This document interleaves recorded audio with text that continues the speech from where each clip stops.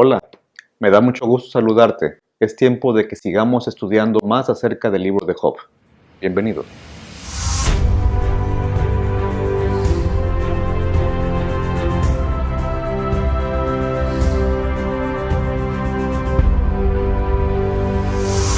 ¿Cuál es tu proverbio favorito?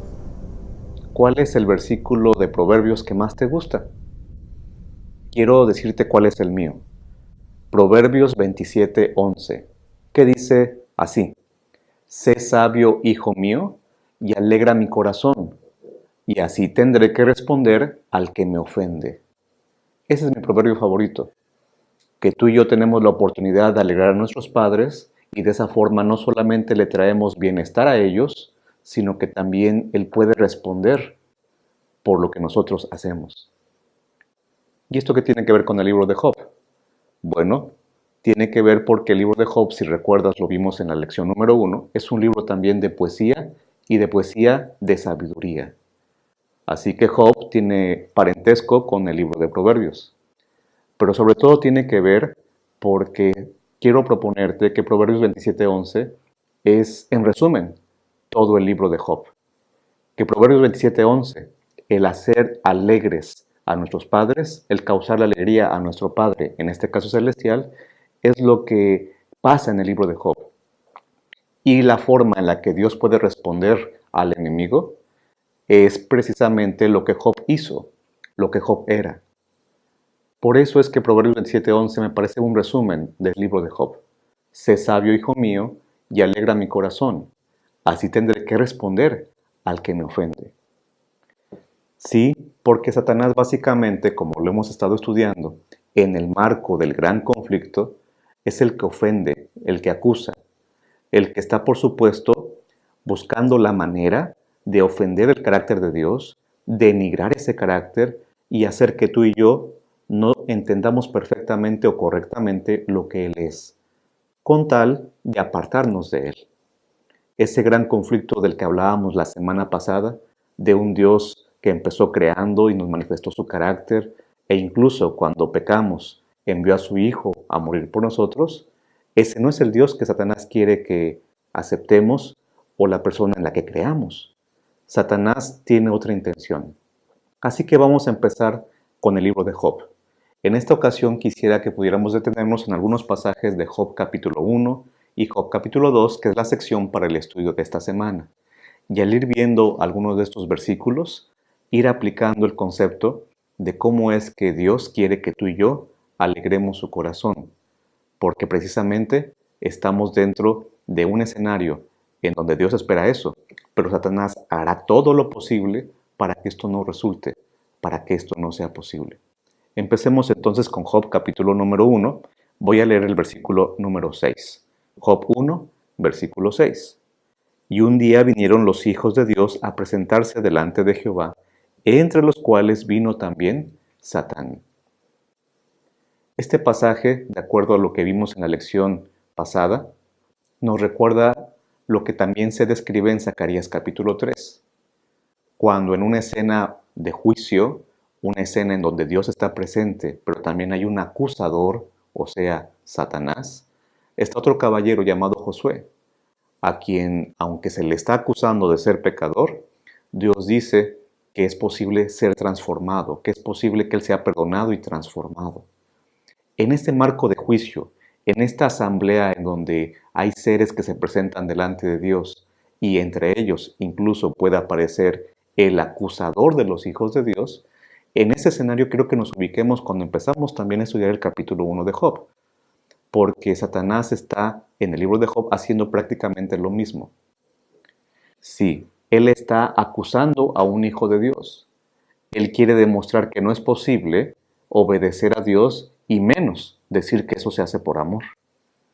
Por eso dice el versículo 7, y dijo Jehová a Satán, ¿de dónde vienes?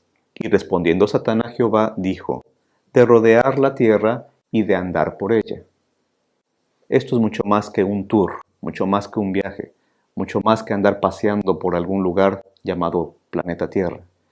Cuando tú estudias un poquito el libro de Job, te fijas en las palabras, en los verbos aquí de rodear y de andar, te vas a dar cuenta que Satanás lo que está respondiendo es, he estado haciendo lo que acostumbro a hacer, a lo que me dedico. Me explico mejor. Satanás está andando por la tierra o ha estado andando por la tierra en un sentido de estilo de vida. Cuando buscas esta palabra en Job, te vas a dar cuenta que solamente se usa, salvo una ocasión, ya sea para Dios o para Satanás. Andar caminando, andar rodeando la tierra, andar por la tierra, tiene que ver con algo que no hace el ser humano en el libro de Job normalmente. Y otro asunto importante, recordando que Job fue escrito por Moisés, el otro punto importante es que Moisés usa el verbo caminar para referirse al estilo de vida de un hombre tan famoso como Enoc. ¿Lo recuerdas? Caminó Enoc con Dios. Y eso no lo hizo un día, no lo hizo 2 días, era su estilo de vida.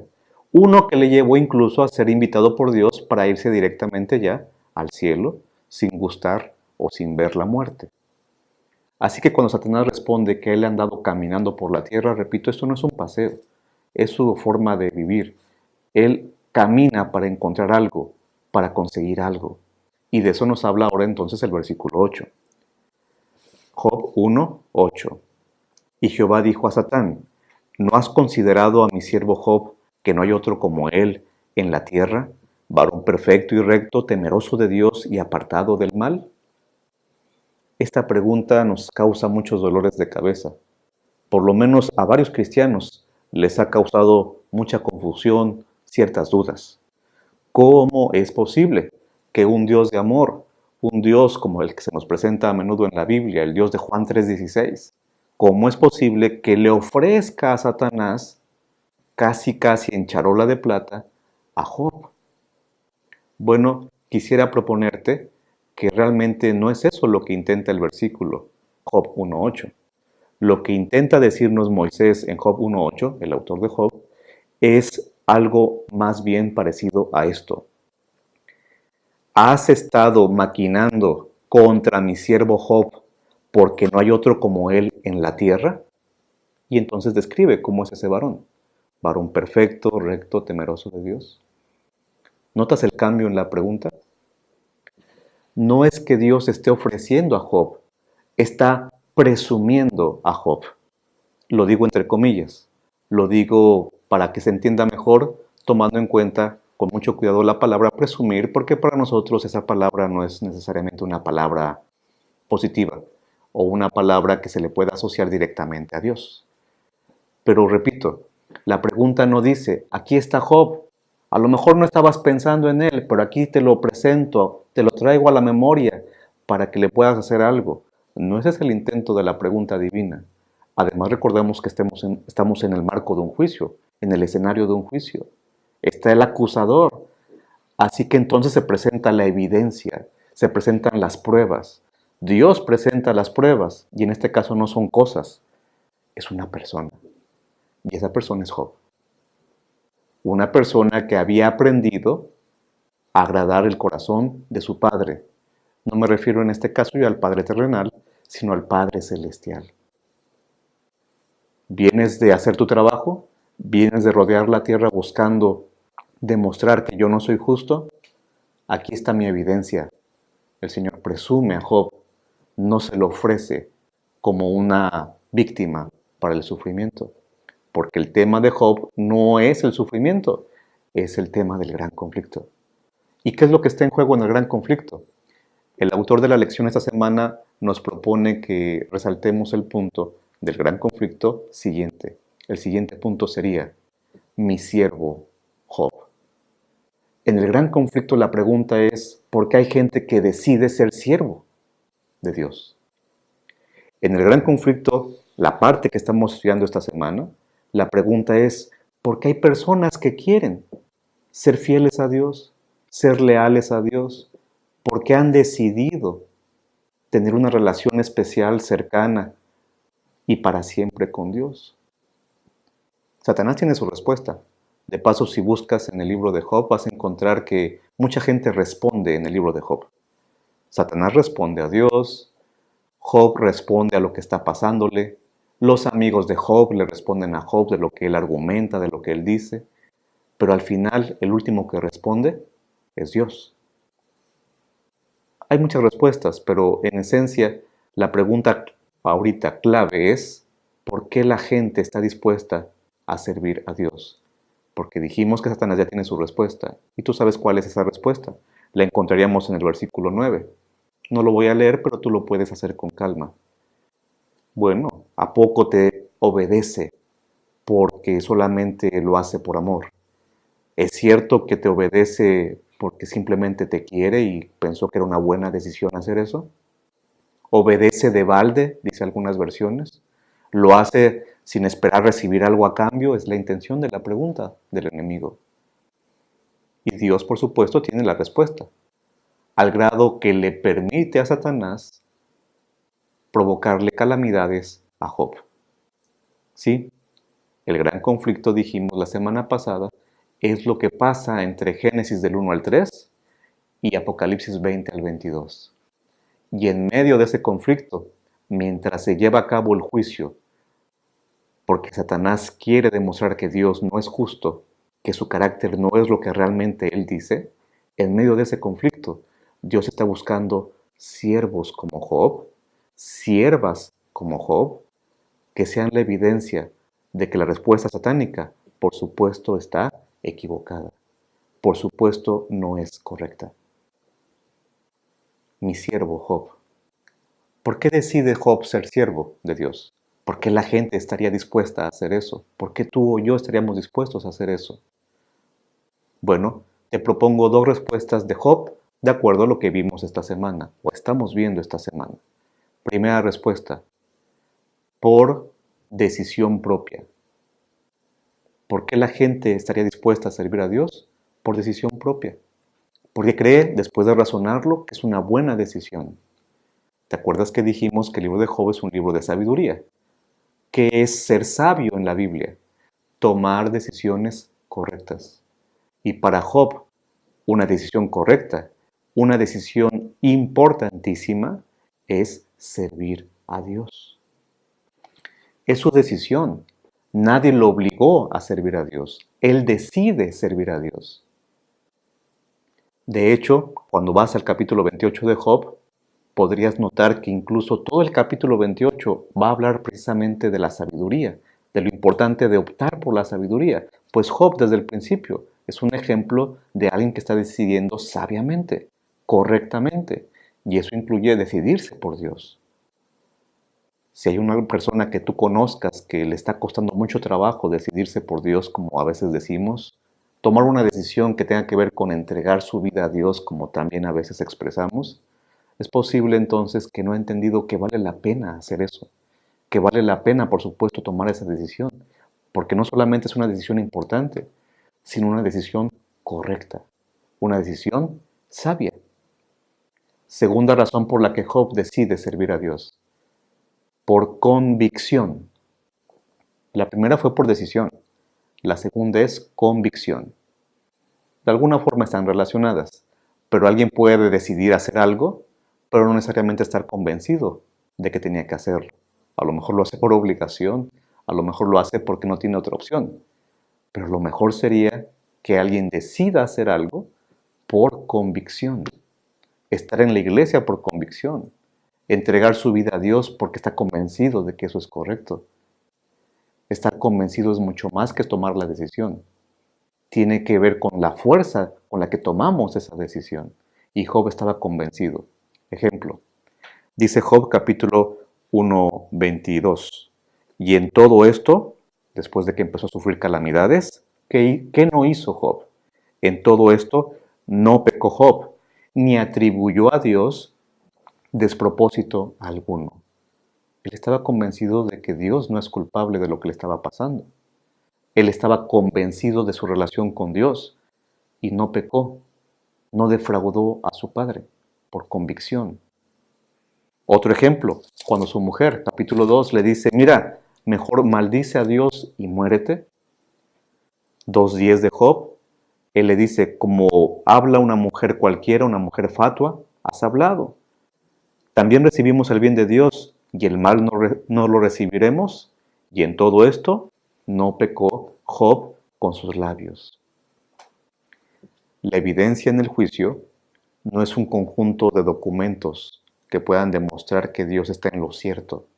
De hecho, Él está en lo cierto siempre, es Dios, pero Él no usa documentos.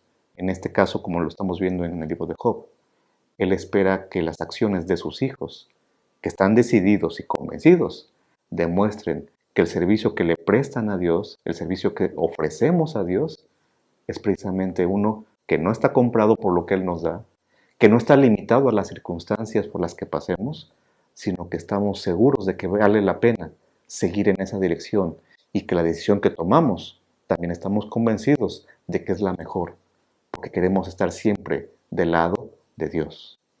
Sí, Él también nos va a dar la victoria, nos ha dado promesas, todo eso es cierto, pero Job, aunque le faltó mucho de eso, perdió a su propia familia, perdió su salud, él siguió convencido de que Dios era su mejor opción.